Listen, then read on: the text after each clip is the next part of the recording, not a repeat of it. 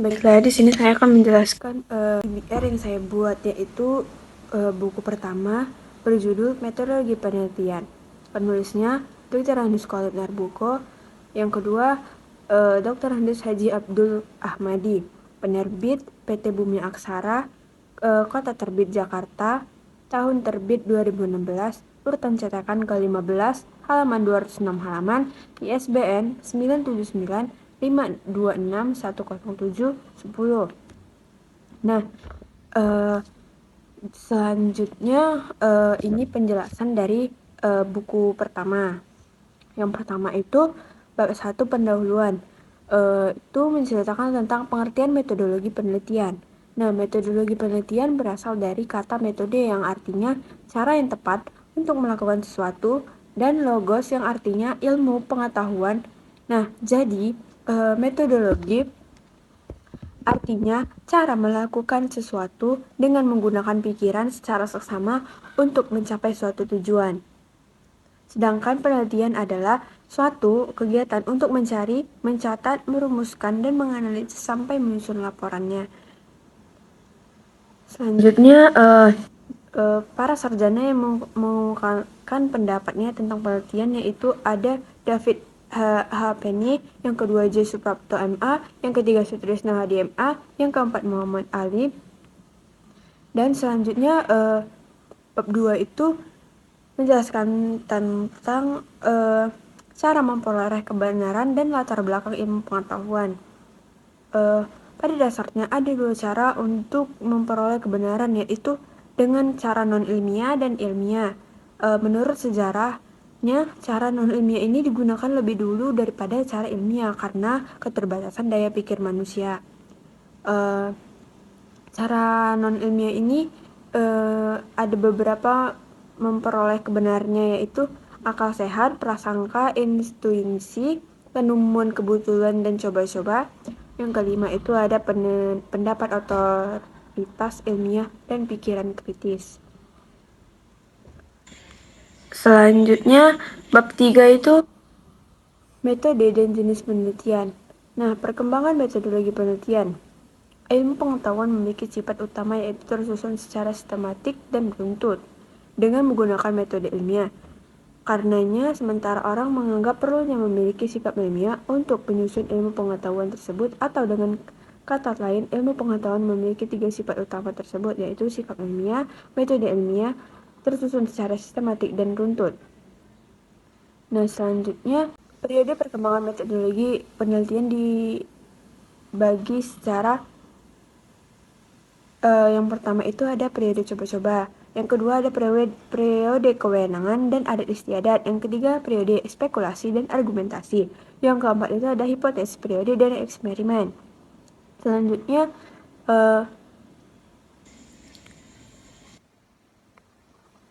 pada bab 5 itu masalah topik, sampling, dan variabel. Hal-hal yang perlu dipertimbangkan dalam pemilihan topik. Dari manapun sumber topik yang diperoleh, namun keputusan dan penentuan akhir adalah terletak pada mahasiswa sendiri. Oleh karena itu, beberapa hal kepada dirinya sendiri. Sebagai itu, sebelum topik ditentukan, dia harus terlebih dahulu menanyakan apakah topik tersebut dapat dijangkaunya. Yang kedua, apa bahan-bahan atau data-data tersedia secukupnya. Yang ketiga, apa topik tersebut penting untuk diteliti. Yang keempat, apakah topik tersebut cukup menarik minat atau diteliti dan dikajikan. Nah, menurut selanjutnya dalam tulisan ini terdapat macam-macam variabel, yaitu variabel menurut fungsi. Yang pertama itu ada variabel gantung, variabel bebas, variabel intervening, variabel variabel moderator, variabel kendali, dan variabel rambang. Selanjutnya bab 6 perencanaan penelitian. Yang pertama itu ada pemilihan persoalan. Nah, di dalam masyarakat, terutama di negara-negara yang sedang berkembang, sebenarnya terdapat banyak persoalan yang dapat diangkat sebagai objek penelitian. Misalnya di bidang ekonomi, masalah industrialisasi, ekspor impor, dan permodalan. Di bidang kependudukan itu masalah kepadatan penduduk, transmigrasi, dan urbanisasi. Di bidang pertanian, masalah bibit unggul, peningkatan produksi. Selanjutnya bab 7 itu menceritakan jenis-jenis variabel, yaitu ada jenis-jenis variabel. Yang pertama itu ada variabel nominal, variabel ordinal, variabel interval, dan variabel rasio. Terus selanjutnya jenis-jenis hipotesis juga. Yang pertama itu ada hipotesis deskriptif, hipotesis argumentatif, hipotesis kerja, hipotesis nihil, dan hipotesis alternatif.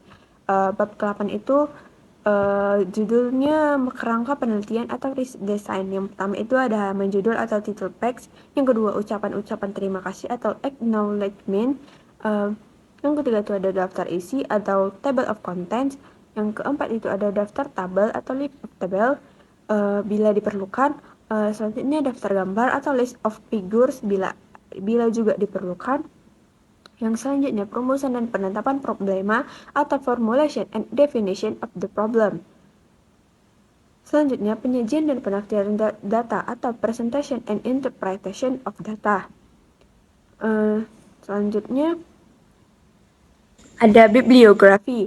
Yang kedua appendix, dan ketiga yang selanjutnya index. Pada bab 9 itu menceritakan tentang peranan statistika dalam penelitian. Nah, untuk melakukan kuantifikasi dalam penelitian makin besar, dan ini dikemukakan bahwa makin hari kecenderungan berarti pula bahwa peranan statistik dalam penelitian juga makin besar. Nah, walaupun peranan statistika itu yang paling besar adalah dalam pengujian hipotesisnya, namun sebenarnya statistika juga berperan dalam langkah-langkah yang lain. Yang pertama itu ada peran statistika dalam menyusun model teoritis. Nah, dalam peranan statistika dalam penyusunan model ini dalam usaha memecahkan masalah penelitian, mula-mula orang belum justru mempunyai gambaran yang detail dan mengenai keadaan sesungguhnya. Nah, penelitian ini mengimajinasikan pokok-pokok masalah dan jalan pemecahan.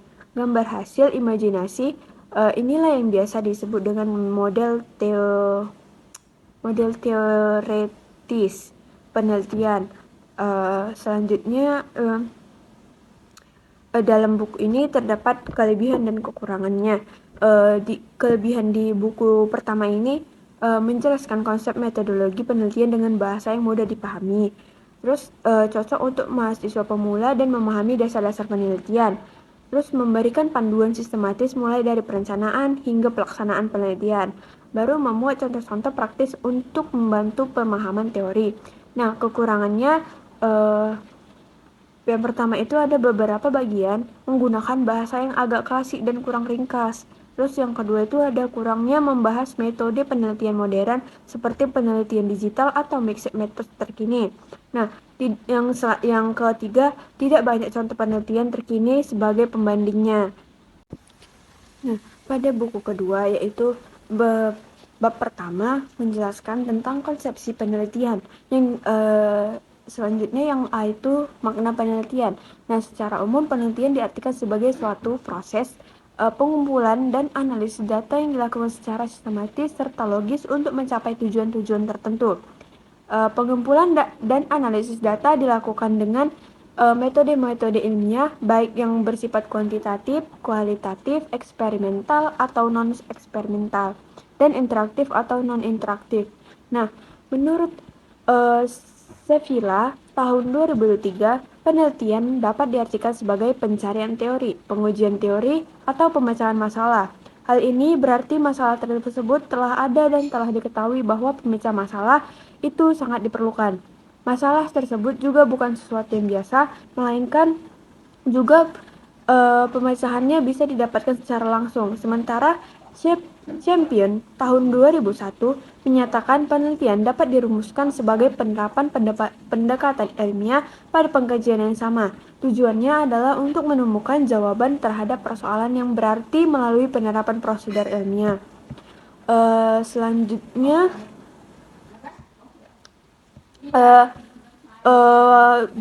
selanjutnya itu ada jenis-jenis penelitian berdasarkan fungsinya. Yang pertama itu ada penelitian dasar, yang kedua itu ada penelitian terapan, yang ketiga itu ada penelitian evaluatif.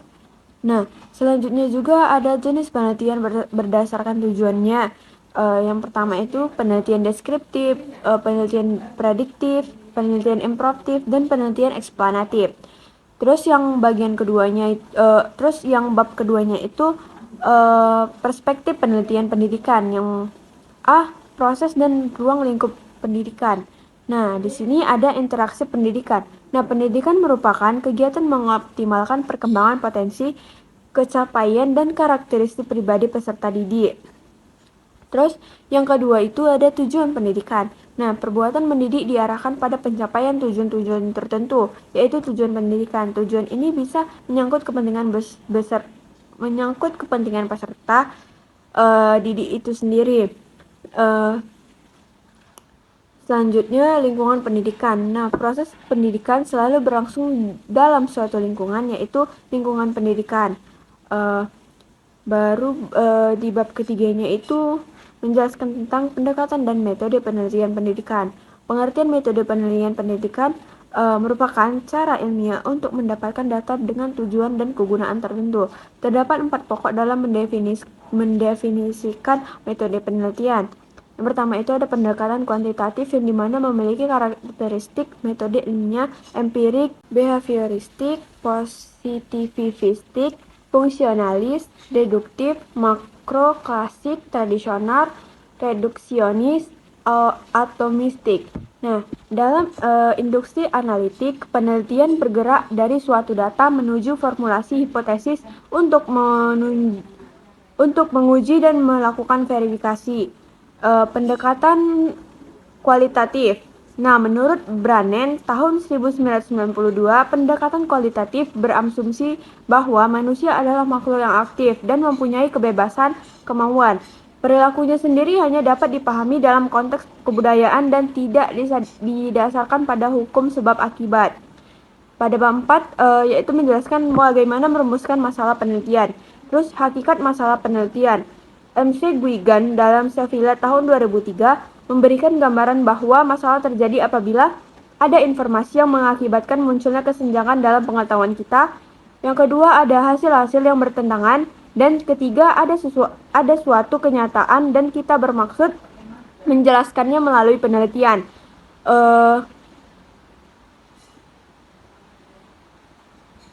Selanjutnya, dari berbagai pendapat tersebut dapat dirumuskan bahwa masalah penelitian pada dasarnya adalah yang pertama itu ada kesulitan yang dirasakan oleh orang awam maupun penelitian.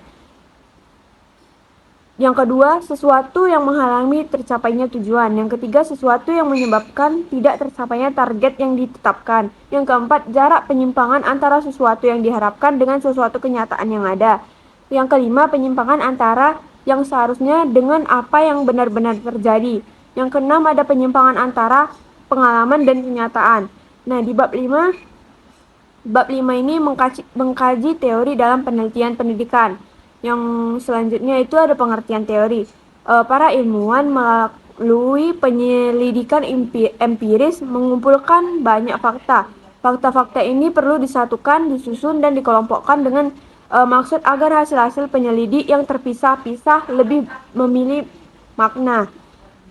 Teori dilukiskan sebagai suatu himpunan pengertian, konstruk, dan konsep yang saling berkaitan, batasan, serta proposisi yang menyajikan pandangan tentang gejala-gejala dengan jalan menetapkan hubungan yang ada di antara variabel-variabel dengan tujuan untuk menjelaskan serta meramalkan gejala-gejala tersebut. Terus bab ke-6 itu ada penelitian kualitatif, yang dimana ada konsep penelitian kualitatif. Penelitian kualitatif atau qualitative research bertolak dari filsafat konstruktivisme yang berasumsi bahwa kenyataan itu berdimensi jamak, interaktif, atau suatu pertukaran pengalaman sosial, a shared social experience, yang diinterpretasikan oleh individu-individu. Para peneliti kualitatif percaya bahwa kenyataan merupakan konstruksi sosial, bahwa individu-individu atau kelompok-kelompok memperoleh dan memberikan makna terhadap kesatuan-kesatuan tertentu, apakah itu peristiwa-peristiwa, orang-orang, proses-proses, atau objek-objek. Nah, yang bab ke-8-nya itu ada penelitian evaluatif, yang dimana konsep dan tujuan penelitian evaluatif. Nah, penelitian evaluatif merupakan suatu desain dan prosedur evaluasi dalam mengumpulkan dan menganalisis data secara sistematik untuk menentukan nilai atau manfaat atau worth dari suatu praktik pendidikan.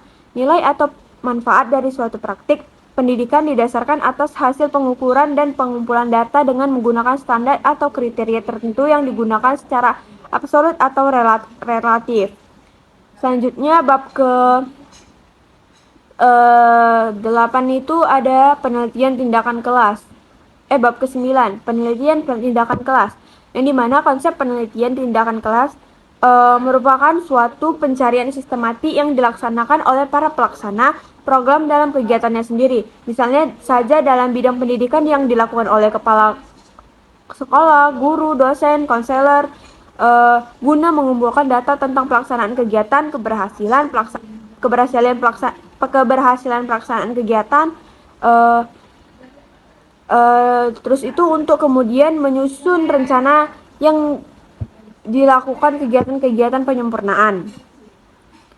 Selanjutnya beberapa cara, yaitu pengalaman sendiri yang konkret, pengamatan dan refleksi dalam pengalaman, pembentukan abstrak dan generalisasi, dan juga menguji implikasi konsep dan dalam situasi baru.